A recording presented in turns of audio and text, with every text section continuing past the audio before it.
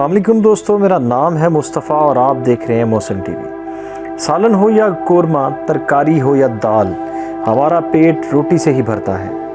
امیر غریب ہر ایک کا گزر روٹی پر ہوتا ہے۔ روٹی اکثر پورے کھانے کی نمائندگی کرتی ہے۔ جب کہا جاتا ہے کہ آؤ روٹی کھا لو یا میں روٹی کھا کر آیا ہوں، تو اس سے مراد کھانا ہوتا ہے۔ روٹی عموماً گندم کے آٹے کی ہوتی ہے، جسے چپاتی یا پھلکے کے نام سے یاد کیا جاتا ہے۔ دوسری اقسام کی روٹیاں نفاست، امارت، نیز شوق و تنوع کی پیداوار ہیں۔ ان کے بنانے کا طریقہ ذرا مختلف ہو جاتا ہے۔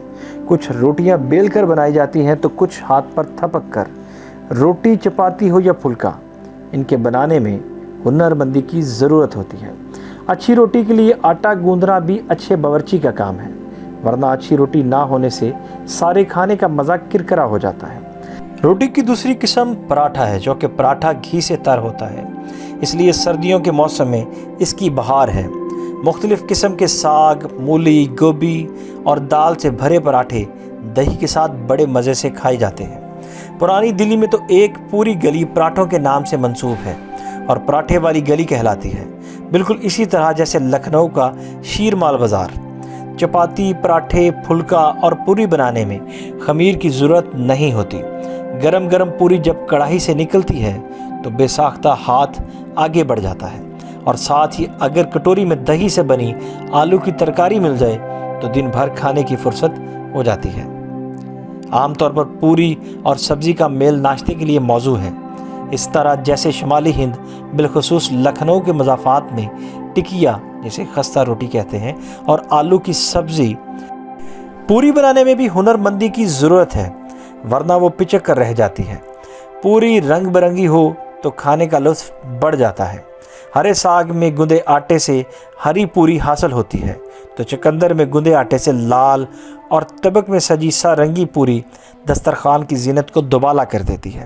بعض روٹیاں ایسی ہیں جن میں خمیر کی آمیزش ضروری ہے، جیسے نان اور کلچا۔ نان اصلاً مغلوں کی میراث ہے۔ روٹیوں کا سفر ہندوستان میں مغلوں کی آمد سے شروع ہوا اور ہندوستانی نانائیوں کے ہاتھوں آگے بڑھتا گیا۔ آج ہندوستان میں انواع و اقسام کی بے شمار روٹیاں بازار میں دستیاب ہیں، جن کا بنانا گھر میں ذرا مشکل ہے۔ شہنشاہ بابر کے ساتھ کلچا ہم تک پہنچا، جو آج تک بڑے چاؤ سے کھایا جاتا ہے۔ پھر نان تزک، باریک نفیس روٹی اور زعفران سے مہکتی شیر مال باقر خانی بھی شاہی باورچی خانے میں بنائی اور خاص میں پیش کی جاتی تھی۔ ان کے ساتھ سیدھے سادے نان بھی وقت کے ساتھ ساتھ بہت ترقی کرتے گئے، اور آج مختلف قسم کے نان ہمیں میسر ہیں۔ لیکن نان کا پکانا گھروں میں مشکل ہے، کیونکہ یہ تندور کی چیز ہے اور تندور میں ہی پکائی جاتی ہے۔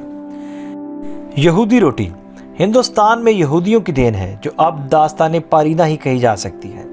عہد مغلیہ کے مرکل وان نعمت اور نسخہ شاہ جہانی میں نان بنانے کے مختلف تراکیب کا ذکر ہے، اور حیرانی کی بات یہ ہے کہ نان کی قسمیں پلاؤ کی تراکیب سے کم نہیں۔ مغل شیرینی پسند تھے، اس لیے بیشتر نان میٹھے ہوا کرتے تھے۔ میٹھا اور نمکین مزہ ایران کے کھانوں کا اصل مزہ ہے۔ اسی زمانے میں روٹی میں خشک میووں اور زعفران کا استعمال عام ہوتا تھا، جو رفتہ رفتہ کم ہوتا چلا گیا اور آج تو بالکل مفقود ہے۔